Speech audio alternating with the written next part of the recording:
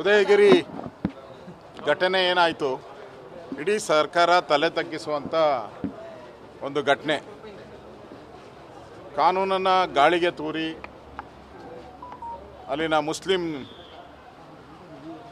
ಗಲಾಟೆ ಮಾಡುವಂಥ ಗಲಾಟೆಕೋರರು police station ಮೇಲೆ ಹಲ್ಲೆ, ಪೊಲೀಸರ ಮೇಲೆ ಹಲ್ಲೆ ಮಾಡಿರುವಂಥ ಘಟನೆ. ಇಡೀ ಸರ್ಕಾರ ಒಂದು ರೀತಿ ಓಟ್ಗೋಸ್ಕರ ನೀವು ಓಟ್ ಹಾಕಿ ಏನು ಬೇಕಾದರೂ ಮಾಡಿ, ನೀವು ಓಟ್ ಹಾಕಿ ಏನು ಬೇಕಾದರೂ ಮಾಡಿ ಅನ್ನೋ ಒಂದು ಸ್ಲೋಗನನ್ನು ಕಾಂಗ್ರೆಸ್ ಅವರು ಇಟ್ಕೊಂಡಿದ್ದಾರೆ. ಇವತ್ತು ಕಾನೂನು ಸುವ್ಯವಸ್ಥೆ ಕುಸಿದೋಗಿದೆ, ಸರ್ಕಾರ ಮೀನಾವೇಶ ಎಣಿಸ್ತಾ ಇದೆ. ಒಬ್ಬರು ಸಣ್ಣ ಮಕ್ಕಳು ಅವರೇನು ಮಾಡಿಲ್ಲ ಮತ್ತು ಅವರು ತಪ್ಪಿಲ್ಲ, ಈ ಥರ ದಿನನಿತ್ಯ ಹೇಳಿಕೆಗಳನ್ನು ಮಂತ್ರಿಗಳು ಕೊಡ್ತಾ ಇದ್ದಾರೆ. ಮತ್ತು ಪೊಲೀಸರ ಮೇಲೆ ಒತ್ತಡ ಆಗ್ತಾ ಇದ್ದಾರೆ. ಪೊಲೀಸರು ಒಂದು ರೀತಿ ಅಸಹಾಯಕ ಪರಿಸ್ಥಿತಿ ಇದೆ.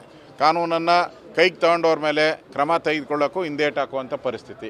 ಈ ಎಲ್ಲವನ್ನು ನೋಡ್ತಾ ಇದ್ದರೆ ಕರ್ನಾಟಕದಲ್ಲಿ ಕಾನೂನು ಸುವ್ಯವಸ್ಥೆ ಹೋಗ್ತಾ ಇದೆ. ಮತ್ತು ನೋಡ್ತಾ ಇದೆ ರಾಜಾರೋಷವಾಗಿ ಲಾಂಗು ಮಚ್ಚು ಹಿಡ್ಕೊಂಡು ರಸ್ತೆಗಳಲ್ಲಿ ಓಡಾಡುವಂಥದ್ದು, ಕೊಲೆ, ಸುಲಿಗೆ, ಅತ್ಯಾಚಾರ ಬೆಂಗಳೂರಲ್ಲಿ ಇವೆಲ್ಲನೂ ನೋಡ್ತಾ ಇದ್ರಿ. ಇದರ ವಿರುದ್ಧ ಒಂದು ಪ್ರತಿಭಟನೆ ಮಾಡಬೇಕು, ಜನಕ್ಕೆ ಒಂದು ಅವೇರ್ನೆಸ್ ಕ್ರಿಯೇಟ್ ಮಾಡಬೇಕು. ರಾಜ್ಯದಲ್ಲಿರುವಂಥ ಸರ್ಕಾರ ವೋಟ್ಗೋಸ್ಕರ ಮುಸ್ಲಿಮರನ್ನು ಓಲೈಕೆ ಮಾಡುವಂಥ ಸರ್ಕಾರ. ಇದು ಕಿತ್ತೋಗಿಯವರೆಗೂ ಈ ರಾಜ್ಯಕ್ಕೆ ಕಾನೂನು ಸುವ್ಯವಸ್ಥೆ ಅನ್ನೋದು ಕಳೆದೋಗಿದೆ. ಅದೊಂಥರ ಕಟ್ಟಿಟ್ಟು ಬುತ್ತಿ, ಇವ್ರು ಬಂದರೆ ಈ ಥರ ಆಗುತ್ತೆ ಅಂತ. ಅದಕ್ಕೋಸ್ಕರ ಹೋರಾಟಕ್ಕೆ ಬಂದಿದ್ದೀರಿ.